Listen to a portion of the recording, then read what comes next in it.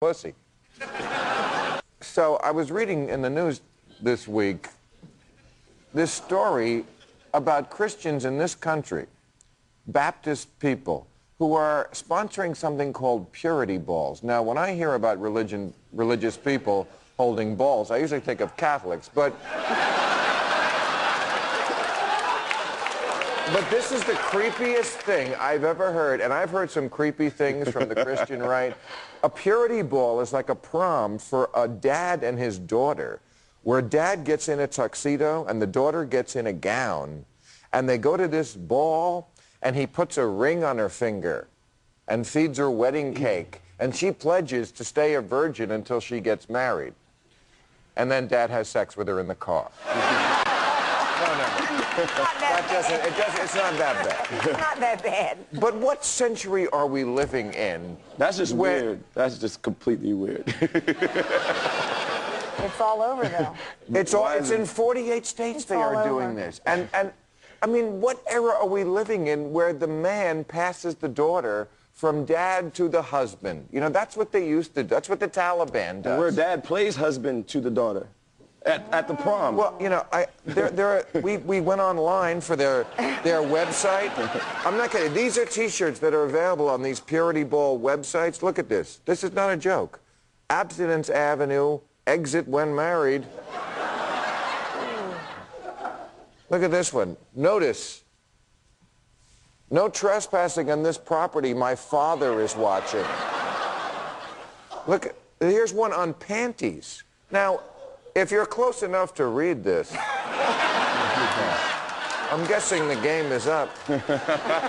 So, we found some others. I'm not gonna lie, these are the bullshit ones we made up that are even funny. World's greatest cocktail. Oh, no. I'm with horny. Oh, I love this one.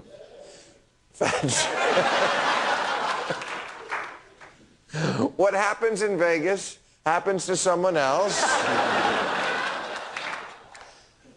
My father went to third base, and all I got was this lousy T-shirt. No.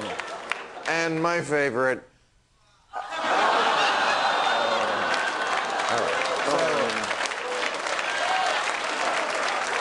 So,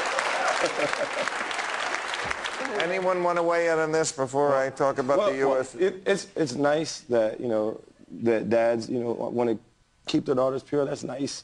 But this is just weird. And why don't you want your sons to be virgins too? If you're slipping a ring on your daughter's finger and eating wedding cake, trust me, you're plotting to fuck the babysitter. I'm guessing I'm the only person here who's been to a father-daughter dance. You have been to a purity ball? Well, I haven't been to a purity ball, but I've been to a father and daughter dance. And in fact, I was there with my daughter at one this spring, and it was a pretty uncomfortable situation for everybody. And this sounds like it makes it all worse. But here's something that does need to be said. I mean, that there is a lot of social science research, and the mayor will know it well, that shows that the relationship, the close relationship between fathers and children, sons and daughters, has an enormously powerful impact on how those kids turn out in life. And in fact, that you can cut, that if the father is present, you cut the kid's rate of succumbing to all kinds of problems, from dropping out of school, from getting into trouble with the law, from getting pregnant when she's a teenager, by 2/3. And it is a dramatic thing. So this sounds kind of gross, but there is a good thought here that people need to hear, which is fathers really matter. I think fathers need to be realistic with their kids too, and I think part of the problem with the same movement of people is they won't teach about safe sex. They won't prevent pregnancy that way by teaching about safe sex. And I think it's the same kind of movement that is unrealistic about sex and teenagers that creates more problems than it fixes sometimes. And responsibility of young men. And the statistics show that the kids who do this kind of stuff and take abstinence pledges wind up having a lot more sex than the other kids do. It's in the mouth and in the nasty place, but you know, they keep that's the evidence. Yeah. That is the evidence. Right. It doesn't work. It's not. That's right. Look, I mean, look, I'm not the one to talk. A lot of women in the United States have called me daddy, but